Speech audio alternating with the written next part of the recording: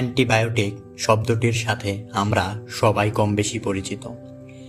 আমাদের মধ্যে অনেকেই হয়তো প্রয়োজনবশত কারণে অ্যান্টিবায়োটিক সেবনও করেছি, কিন্তু আমরা কি সত্যিই জানি কিভাবে এটি কাজ করে, আর ভুলভাবে খেলে আমাদের কি হতে পারে? এই সব কিছুই আজকে আমরা সহজভাবে বুঝতে চেষ্টা করব এই ভিডিও। অ্যান্টিবায়োটিক শব্দটি এসেছে গ্রিক শব্দ অ্যান্টি এবং বায়োস শব্দ থেকে। অ্যান্টি শব্দের অর্থ হচ্ছে বিরুদ্ধে এবং বায়োস শব্দটি দ্বারা এখানে জীবন বোঝায়।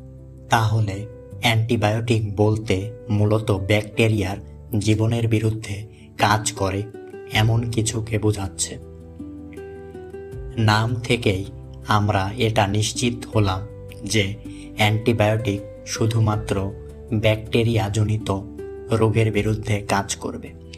এটি কিন্তু অন্যান্য রোগের জন্য কার্যকরী নয়।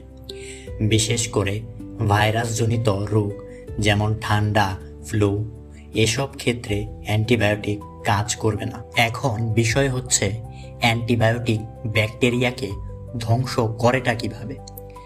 আসলে অ্যান্টিবায়োটিক আমাদের শরীরে ঢুকে ব্যাকটেরিয়ার গুরুত্বপূর্ণ অংশকে আক্রমণ করে।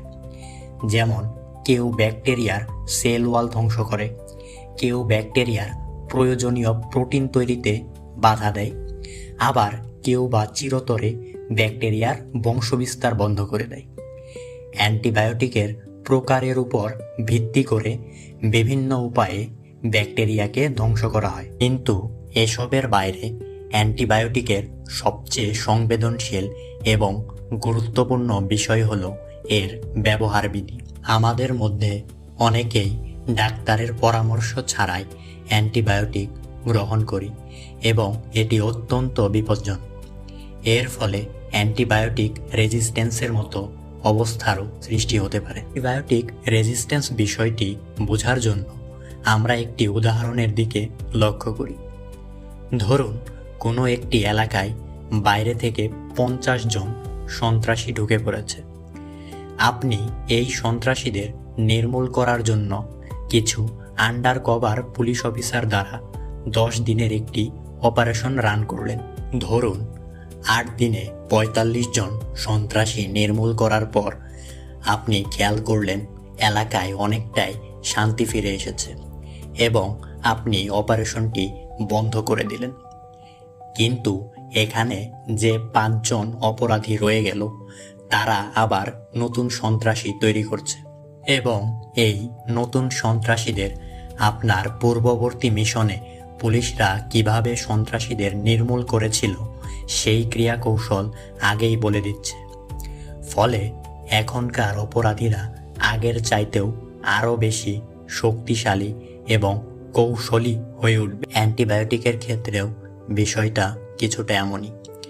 আপনি যখন 10 দিনের একটি অ্যান্টিবায়োটিকের কোর্স 8 দিনের দিন বন্ধ করে দেন, কিছুটা সুস্থ অনুভব করেন বলে, ঠিক তখনই বেঁচে থাকা ব্যাকটেরিয়াগুলো সুযোগ পায় অ্যান্টিবায়োটিকের বিরুদ্ধে আরও শক্তিশালী ব্যাকটেরিয়া তৈরি করার জন্য। ফলে নতুন ব্যাকটেরিয়ার দেহে অ্যান্টিবায়োটিকের বিরুদ্ধে অনেক শক্তিশালী প্রতিরোধ ব্যবস্থা তৈরি হয়। অ্যান্টিবায়োটিকের বিরুদ্ধে এই প্রতিরোধ ব্যবস্থায় অ্যান্টিবায়োটিক রেজিস্ট্যান্স নামে পরিচিত।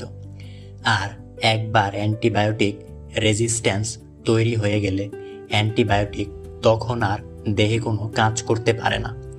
তাই আমাদের সবসময় মনে রাখতে হবে অ্যান্টিবায়োটিক আমাদের জন্য আশীর্বাদ স্বরূপ, কিন্তু ভুল ব্যবহার করলে তা বিপদে পরিণত হতে পারে। তাই সচেতন থাকুন, সুস্থ থাকুন। ধন্যবাদ সবাইকে এতক্ষণ আমাদের সঙ্গে থাকার জন্য।